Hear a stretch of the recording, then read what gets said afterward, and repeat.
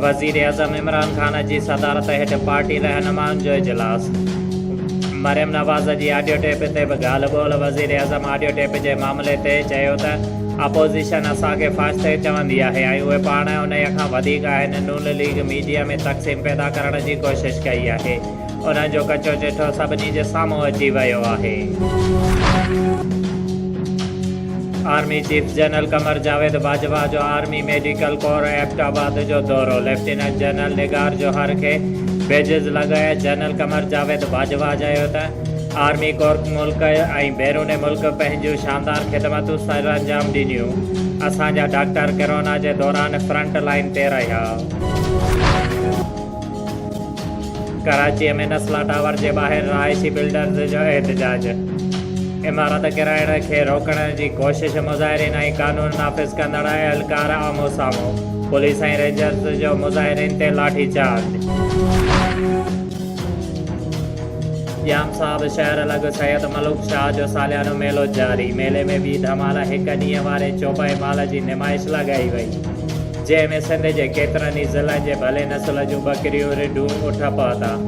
नुमाइश में कामोरियूं बुरियूं पटेरियूं बकरियूं आणींदड़ माण्हुनि खे इनाम ॾिनो वियो। उन मौक़े ते director animal doctor Hizbullah Bhutto, doctor Mohammad Mubarak Jatoi, doctor Abdul Karim Memon, doctor Ejaz Ahmed लिगारी, जाम साहब वेटनरी, डॉक्टर गुलाम नबी डाहिरी ॻाल्हाईंदे चयो त मालवंद माण्हू वॾी कोशिशि ऐं महिनत करे सिंध जे भलियुनि बकरियुनि जे नस्ल खे पहुचाईंदा आहिनि ऐं मालवंद पंहिंजे चौपाई माल ख़िदमत करे सिंध जो नालो रोशन करे रहिया आहिनि ऐं असांजो बि उन मालवंद माण्हुनि सां साथ आहे ऐं असां कोशिशि कंदा आहियूं त मालवंद बाग़ियुनि खे का बि तकलीफ़ न पहुचे।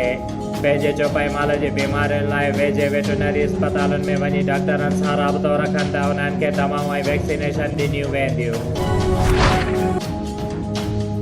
जाम साहब शहर लॻ सैयद मलूक शाह जो सालियानो मेलो जारी। मेले में कबड्डी रांदि ऐं मलाकड़े जा सख़्त मल मुक़ाबला थिया, जंहिंमें पहिरें जोड़ में सलीम जमाली अज़ीम कासकेलीअ खे बेमलू मारे दाद हासिल कयो। ॿिए जोड़ में इरफान शाह सिकंदर लासीअ खे ॿई मलूदज़ी होकरा कराए छॾिया, जॾहिं त साहिबलुंड सैयद इरफान शाह सख़्त मुक़ाबिलो थियो। मुक़ाबले में साहिबलुंड सैयद इरफान शाह खे पोइ महिल दसे वाह कराए कामयाबी हासिल कई। यंग डॉक्टर एसोसिएशन पारां अस्पताल जे वार्डन जो बाइकाट करे एमएस ऑफिस साम्हूं एहतजाजी मुज़ाहिरो कयो। Doctor Faraz Girio, doctor Imran Jamali, doctor Mishar, doctor Munza जी अॻुवाणी में एहतजाज कयो वियो। अॻुवाणनि एहतजाज खे ख़िताब कंदे चयो त असांजा जाइज़ मसाला फ़ौरन हल कया वञनि। हुननि चयो त अस्पताल जे वार्डन जी हालत तमामु ख़राबु आहे, न दवाऊं आहिनि न सफ़ाई सुथराई आहे। अलाह जे आसरे हली रहिया आहियूं।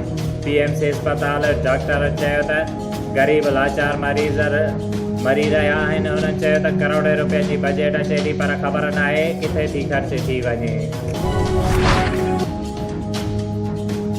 2 महीना अॻु सकरन भरिसां लांडी स्टाफ वटि खंबे गुम कयल नौजवान माजिद कीरियो खे नवाब शाह पुलिस मार्टन जे ॻोल्हनि समेत नवाब शाह ॾाहिरी रेलवे फाटक वटां दहशतगर्दी इल्ज़ाम में गिरफ़्तार करण जी दावा कई आहे।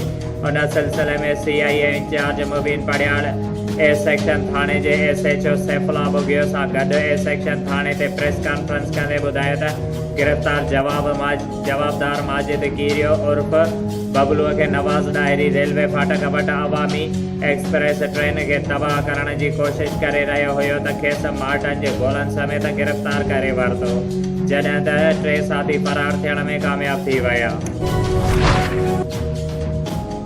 डिप्टी कमिश्नर शहीद बेनज़ीराबाद आमिर हुसैन पहवार जी सदारत हेठ ज़िले में कमद जे सीज़न दौरान शुगर मिल्स ॾांहुं कमद खणी वेंदड़ गाॾियुनि सबबि अवाम खे पेश ईंदड़ ॾुखियाईनि ऐं ट्रैफ़िक जाम में हादिसनि खे रोकथाम लाइ जे सिलसिले में हिकु इजलास दरबार हाल में थी गुज़रियो। इजलास में सेक्टर कमांडर नेशनल हाईवेज़ ऐं motorways police sector 2 Sakrand Sher Ahmed, inspector Azeem Zardari, DSP police Pyaro Khan Jamali समेत समूरनि तालुक़नि जे असिस्टेंट कमिश्नर शुगर मिल्स जे नुमाइंदनि ऐं ट्रैफ़िक पुलिस जे अमलदारनि शिरकत कई। SSP Shaheed Benazirabad Amir Saud Maksi thalassemia care centre Nawab Shah जो दौरो कयो। सेंटर में सेक्रेटरी डायरेक्टर मोहम्मद सादिक सियाल ऐं जॉइंट सेक्रेटरी गुलाम नबी चना खेसि इदारे बाबति ब्रीफिंग ॾींदे ॿुधायो त ॿारनि खे रत सां गॾु महीने जूं दवाऊं पिणु मुफ़्त ॾिनियूं वेंदियूं आहिनि।